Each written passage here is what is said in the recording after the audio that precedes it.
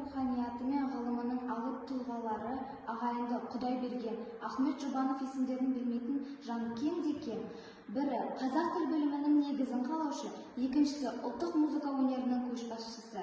Осы бір дара жолды ұстанған қос тұлғаның өмірі мен мұрасын бүгінгі ұрпаққа жеткізіп, насихаттап жүрген азаматтар да бар. Бүгін біз солардың бірегейі ағайынды Жұбановтардың мұрасын насихаттаушы, көпшілікке жеткізуді өмірлік ісіне айналдырған жанмен сұхбаттасамыз. Таныс болыңыздар, Ембі қаласындағы ағайынды Жұбановтардың мемориалдық мұражайында ұзақ жыл қызмет атқарған қазіргі таңда зейнеткер Мұхамбетова Ұлболсын Мырзакерейқызы. Қош келдіңіз. Рахмет, қош келдік. Ұлболсын Мырзакерейқызы, ағайынды Жұбановтар кімдер және олардың ғылымына, қазақ мәдениетіне қосқан үлесі қандай? Сол туралы айтсаңыз. Жақсы.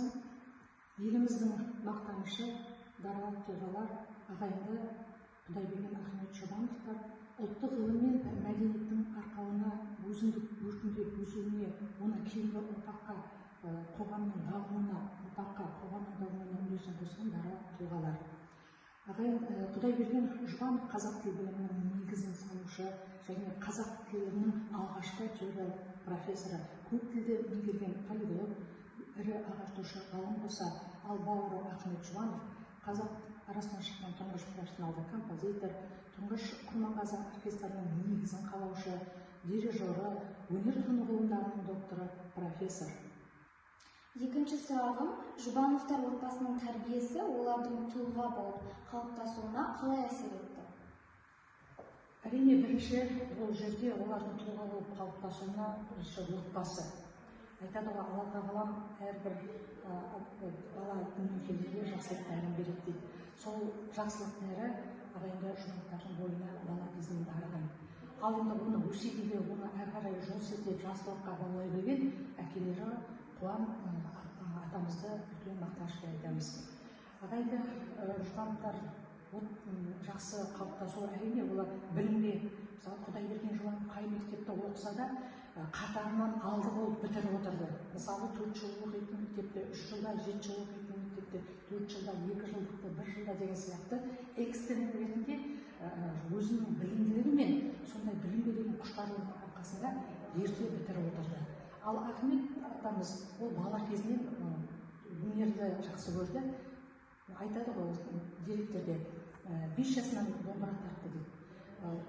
Бір деректерде былай деп айтады, үйіне қонақ келгенде домбыра тартса, сол қонақ кеткен бойда жаңағы домбырашының күйін бірден тартып, ямасы әні болса бірдің әнін сол бойда салып, есту қабілеті, сондай өнерге деген қабілеті мықты болған. Бірден домбыра салып тартаты болған. Бұл жерде тағы айтамыз, оның қалыптасуы отбасынан және оның тәрбиелігінен және өздерінің жаңағы өнер мен жаңағы білімге деген құштарлығының арқасы. Менің сізге қоятын үшінші сұрағым, екі тұлғаның өмір жолында қандай ұқсастықтар мен ерекшеліктері бар? 1928 жылы ғалым Құдайберген Жұбановты жоғары тарап Ленинградқа Шығыс тілдер институтына оқуға жібереді.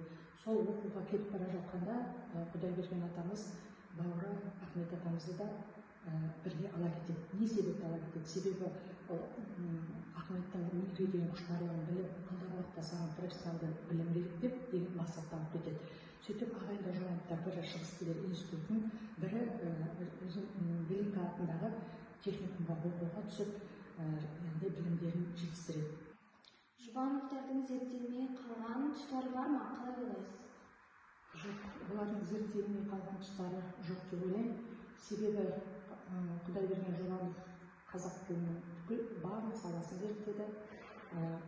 Ахмет Жұбановқа айттым ғой, композиторлар, оркестрда ең алғашқы қазір мақтанышпен айтатын академиялық Құрманғазы оркестрінің негізін қалап, Құрманғазының күйлерінің өмір сыйлаған Ахмет Жұбанов деп толық айтамыз. Онда әрине Аллах өмір бергенде бұларға ғылым мен өнер саласының әлі де үлкен жетістікке жеткізері сөзсіз еді. Соңғы сұрағым, ағайынды Жұбановтардың сара жолын жалғастырушы ұрпақтары туралы не айтасыз? Ахмет атамыздың саласының академигі Ажар Ахметқызы бар. Негізі мен өзім осы жұмыс саласында ұзақ олардың осы ұрпақтардың барлығымен тәмбес болдым, батасын алдым, сұхбат алдым. Бүгінгі таңда енді сол қоғамның дамуына салып кеткен ғылым мен өнерді ары қарай оның ұрпақтары дамытып жүргені сөзсіз. Соның ішінде мысалы Алан Бөрікті жиынын айтамын, Ахмет Жұбановтың. Мысалы Абай операсын үлкен жаңағы Францияға, Мәскеуге, Ташкентке, Италияға жаңағы сонда Абайдың тұлғалық қазақтан шыққан дара тұлға екен тәуелсіздік таңын паш етіп жүрген Алан Бөрікті айтамын. Ғазиза Ахметқызы Жұбанова, яғни әкесінің жолын қуған үлкен дара тұлға ол кісіде. Соның немересі Карина Измаилова деген бар. Бүгінгі күні әжесі сияқты ол да композиторлық қоғамның мүшесі, пианист, жақсы жаңадан дамып жатқан композитор. Және Ақырып ағайдың Құдайберген Жұбановтың баласы Ақырып ағайдың қызы Жанелді де үлкен мақтанышпен айтамыз. Ол атасының жолын қуған суретші. Санжар деген Ақырып ағайдың баласы, ол тасқа мүсін салады, өзі мүсінші. Себебі Құдайберген Жұбановтың өзі 8 қилы бір сырлы болған, ол кісі суретті салған, әнді айтқан, жаңағы сол атаның жаңағы текті қанымен дарыған жаңағы тектілік бүгінгі күні ұрпақтарына дарып, ұрпақтары ары қарай сол сара жолды дамытып келеді. Ол болсын Мырзакерейқызы, бүгінгі берген сұхбатыңызға рахмет. Сау саламатты болыңыз. Ұлы адамдардың өмір жолы, еңбегі тек тарих емес, ол болашаққа бағдар.